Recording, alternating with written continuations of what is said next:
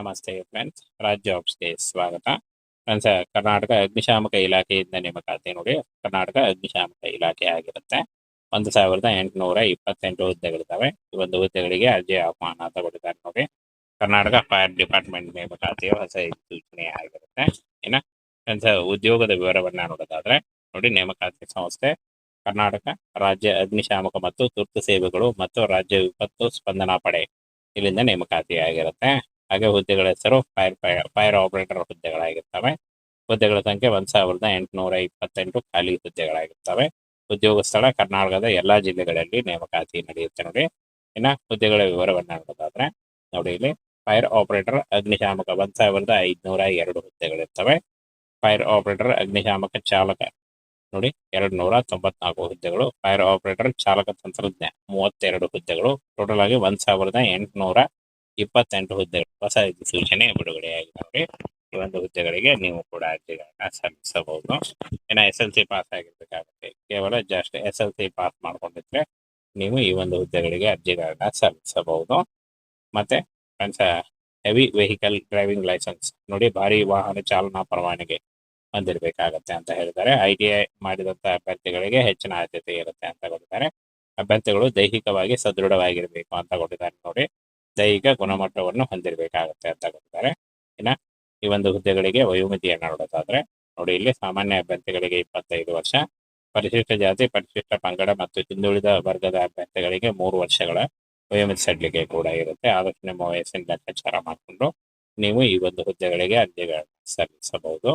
ಆರಂಭಿಕ ವೇತನ ಶ್ರೇಣಿ 37,000ದಿಂದ 76,000ವರೆಗೂ ಪರ್ ಮಂತ್ ಸ್ಯಾಲರಿ ಆಗಿರುತ್ತೆ.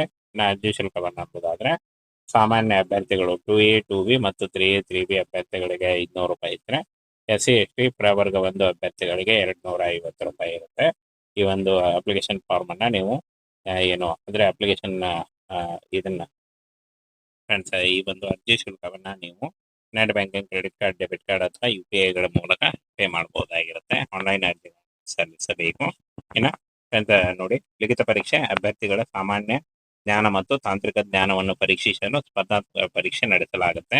ದೈಹಿಕ ಸಹಿಷ್ಣುತೆ ET, ಊಟ, ಜಿಗಿತ ಮುಂತಾದ ದೈಹಿಕ ಚಟುವಟಿಕೆಗಳ ಮೂಲಕ ಸಾಮರ್ಥ್ಯ ಪರೀಕ್ಷಿಸಲಾಗುವುದು ಅಂತ ಕೊಟ್ಟಿದ್ದಾರೆ. ದೈಹಿಕ ಸಾಮರ್ಥ್ಯ ಪರೀಕ್ಷೆ PSC, ಈ ಎತ್ತರ ಮತ್ತು ಎದೆಯ ಅಳತೆಯನ್ನ ಪರಿಶೀಲಿಸಲಾಗುತ್ತೆ ಅಂತ ಹೇಳಿದ್ದಾರೆ.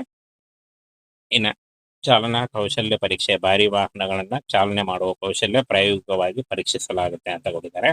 ವೈದ್ಯಕೀಯ ತಪಾಸಣೆ ಇರುತ್ತೆ. ಆನಂತರ ದಾಖಲೆ ಪರಿಶೀಲನೆ ಮೂಲಕ ಆಯ್ಕೆಯನ್ನ ಮಾಡಿಕೊಳ್ಳಲಾಗುತ್ತೆ ನೋಡಿ. ಈ ರೀತಿಯಾಗಿ ಅರ್ಜಿ ಸಲ್ಲಿಕೆ ಪ್ರಾರಂಭ ಆಗುತ್ತೆ.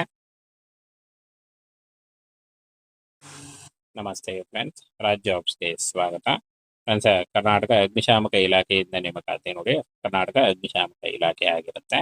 1828 ಹುದ್ದೆಗಳಿದ್ದಾವೆ. ಈ ಒಂದು ಹುದ್ದೆಗಳಿಗೆ ಅರ್ಜಿ ಆಹ್ವಾನ ಅಂತ ಕೊಟ್ಟಿದ್ದಾರೆ ನೋಡಿ. ಕರ್ನಾಟಕ ಫೈರ್ ಡಿಪಾರ್ಟ್ಮೆಂಟ್ ನೇಮಕಾತಿಯ ಹೊಸ ಸೂಚನೆ ಆಗಿರುತ್ತೆ. ಇನ್ನ ಫ್ರೆಂಡ್ಸ್, ಉದ್ಯೋಗದ ವಿವರವನ್ನ ನೋಡೋದಾದ್ರೆ ನೋಡಿ, ನೇಮಕಾತಿ ಸಂಸ್ಥೆ ಕರ್ನಾಟಕ ರಾಜ್ಯ ಅಗ್ನಿಶಾಮಕ ಮತ್ತು ತುರ್ತು ಸೇವೆಗಳು ಮತ್ತು ರಾಜ್ಯ ವಿಪತ್ತು ಸ್ಪಂದನಾ ಪಡೆ ಇಲ್ಲಿಂದ ನೇಮಕಾತಿ ಆಗಿರುತ್ತೆ. ಹಾಗೆ ಹುದ್ದೆಗಳ ಹೆಸರು ಫೈರ್ ಆಪರೇಟರ್ ಹುದ್ದೆಗಳಾಗಿರ್ತವೆ. ಹುದ್ದೆಗಳ ಸಂಖ್ಯೆ 1828 ಖಾಲಿ ಹುದ್ದೆಗಳಾಗಿರ್ತವೆ. ಉದ್ಯೋಗ ಸ್ಥಳ ಕರ್ನಾಟಕದ ಎಲ್ಲಾ ಜಿಲ್ಲೆಗಳಲ್ಲಿ ನೇಮಕಾತಿ ನಡೆಯುತ್ತೆ ನೋಡಿ. ಇನ್ನ ಹುದ್ದೆಗಳ ವಿವರವನ್ನ ನೋಡೋದಾದ್ರೆ ನೋಡಿ, ಇಲ್ಲಿ ಫೈರ್ ಆಪರೇಟರ್ ಅಗ್ನಿಶಾಮಕ 1502 ಹುದ್ದೆಗಳಿರ್ತವೆ. ಫೈರ್ ಆಪರೇಟರ್ ಅಗ್ನಿಶಾಮಕ ಚಾಲಕ ನೋಡಿ 294 ಹುದ್ದೆಗಳು. ಫೈರ್ ಆಪರೇಟರ್ ಚಾಲಕ ತಂತ್ರಜ್ಞ 32 ಹುದ್ದೆಗಳು. ಟೋಟಲ್ ಆಗಿ 1828 ಹುದ್ದೆಗಳು. ಹೊಸ ಸೂಚನೆ ಬಿಡುಗಡೆಯಾಗಿದೆ ನೋಡಿ. ಈ ಒಂದು ಹುದ್ದೆಗಳಿಗೆ ನೀವು ಕೂಡ ಅರ್ಜಿಗಳನ್ನ ಸಲ್ಲಿಸಬಹುದು. ಇನ್ನು SLC ಪಾಸ್ ಆಗಿರ್ಬೇಕಾಗುತ್ತೆ. ಕೇವಲ ಜಸ್ಟ್ SLC ಪಾಸ್ ಮಾಡ್ಕೊಂಡಿದ್ರೆ ನೀವು ಈ ಒಂದು ಹುದ್ದೆಗಳಿಗೆ ಅರ್ಜಿಗಳನ್ನ ಸಲ್ಲಿಸಬಹುದು. ಮತ್ತೆ friends, heavy vehicle driving licence ನೋಡಿ, ಭಾರಿ ವಾಹನ ಚಾಲನಾ ಪರವಾನಗಿ ಹೊಂದಿರಬೇಕಾಗತ್ತೆ ಅಂತ ಹೇಳಿದ್ದಾರೆ. ITI ಮಾಡಿದಂತ ಅಭ್ಯರ್ಥಿಗಳಿಗೆ ಹೆಚ್ಚಿನ ಆದ್ಯತೆ ಇರುತ್ತೆ ಅಂತ ಕೊಟ್ಟಿದ್ದಾರೆ. ಅಭ್ಯರ್ಥಿಗಳು ದೈಹಿಕವಾಗಿ ಸದೃಢವಾಗಿರ್ಬೇಕು ಅಂತ ಕೊಟ್ಟಿದ್ದಾರೆ ನೋಡಿ. ದೈಹಿಕ ಗುಣಮಟ್ಟವನ್ನು ಹೊಂದಿರಬೇಕಾಗುತ್ತೆ ಅಂತ ಕೊಟ್ಟಿದ್ದಾರೆ.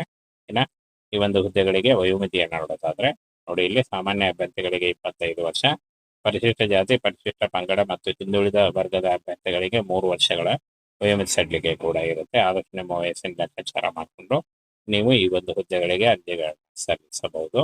ಆರಂಭಿಕ ವೇತನ ಶ್ರೇಣಿ 37,000ದಿಂದ 76,000ವರೆಗೂ ಪರ್ ಮಂತ್ ಸ್ಯಾಲರಿ ಆಗಿರುತ್ತೆ.